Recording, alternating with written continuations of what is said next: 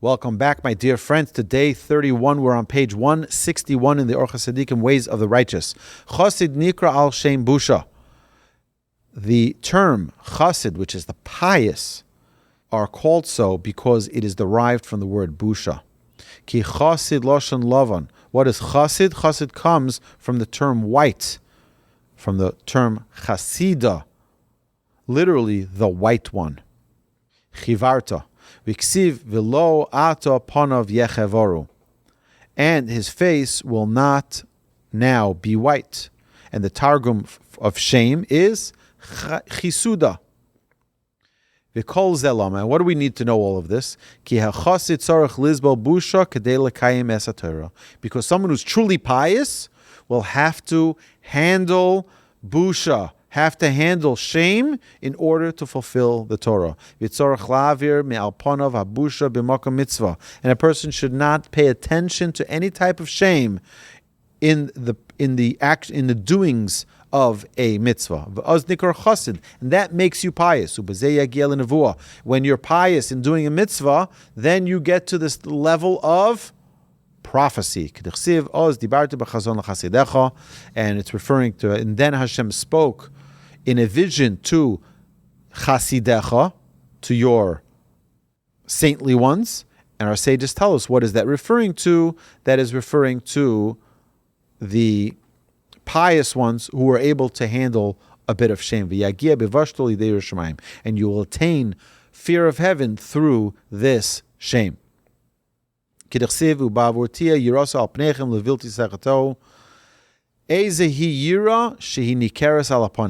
is fear? When it's visible to the face. What type of fear is visible on the face? Shame. Shame, you're able to see. You have to be very, very careful, warns the author, not to shame another person. Shame is for you. Shame is not for others. You don't have to be shaming others or embarrassing others. Ki amru chacham, our sages said, Amal ben espnei chaveira barabim en lechelek lo lamabad. The Talmud tells us that one who embarrasses his fellow in public has no portion in the world to come. Avak haretzicha hi halbanas panim. The flavor of a murderer, what is akin to a murderer, is one who embarrasses his fellow in public. Ki azal sumka v'osi chivra. This is in Aramaic, because his pink color leaves his face, he spills his blood, and the white takes over. It's like you've murdered, you've spilled their blood. And so our Seder said, the pain of embarrassment, of that whiteness, is more bitter than death.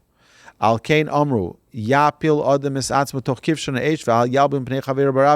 Talmud says that one should throw himself into a fiery furnace rather than humiliate his friend in public. V'lamdu bin Tamar. We learned this from Tamar, the daughter-in-law of Judah. Afalpi, even though she'tzi'uhu lisar, if they were going to take her and burn her, lo ratzalahal bin pnei Yehuda, she did not want to humiliate and spill the blood of Judah. So she said, whoever's stick this is the person who impregnated me. She didn't want to say, it was you. She didn't want to embarrass him. Even when the Torah tells us to criticize your fellow, like the Torah says in Leviticus 19:17, what does it say there? Esamisecha, your fellow. And what does it say after that? And do not bear sin because of him, meaning don't embarrass him. There's a way to do it. So how do you properly reprove your fellow? First key, it should be in private and gently. But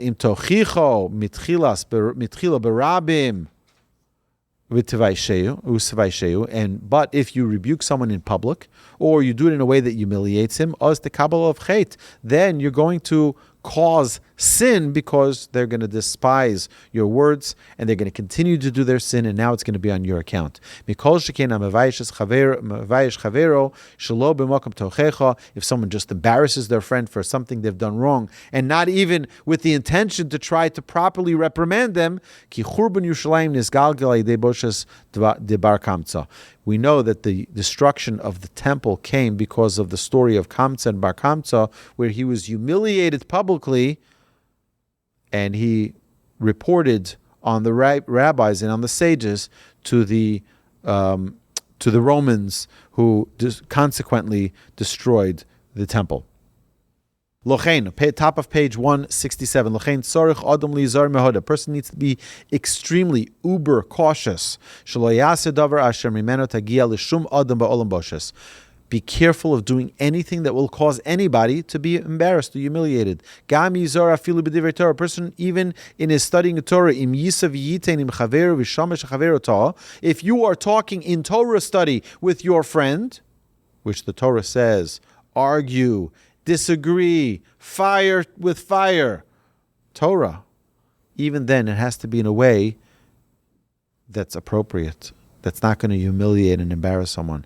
Don't say ta'isa, lo yomer lo ta'isa. Oh, you're wrong. You made a mistake. Oh, ein chamevin, you don't understand. Ma ta'omer, you don't understand what you're saying. Im kayotze ba shelo yisbayesh. You don't want to embarrass them. Ella omer lo, rather tell them kach kibalti merabbai. Say, you don't have to reprimand them. You don't have to criticize them. Just say, this is what my rabbis taught me. And then you can tell them. Oh, yase atzmo ki'ilu lo hevin shata. Or you can make it as if you don't realize that they made a mistake. You can make it like you don't know. V'chein lo yichane shem l'chavero. You should not name or call your friend by a nickname. Shelo yisbayesh. You can't. Don't call them Shorty. Hey, Shorty. Right? That's embarrassing. The Torah says that if you call your friend by a name like that, you have no portion of the world to come. It's very severe. Elohim yachpotz ledaber beish asher yesh lo kinui gam shelo befonav yomar ploni ubemakam ploni o bno shel ploni o yomar bo simonim ad sheyeh nikar zulas kinui. It's better, he says, don't call someone by a nickname. Oh, everyone calls him Shorty. You can say, yeah, Yankel. You know Yankel, the son of that person. Don't call them by their nickname. That's humiliating, even if they're not even in front of you. But others shouldn't laugh on his account. V'lo yomer adam barabim o biyochid ploni rotza liten li bito ve'ani lo rotzisi osa. You know that guy? He wanted me to marry his daughter, but I said no. It's not for me, his daughter. Right? So what are you doing? You're humiliating him. He's running after me. I said no. You got to be very, very careful about that.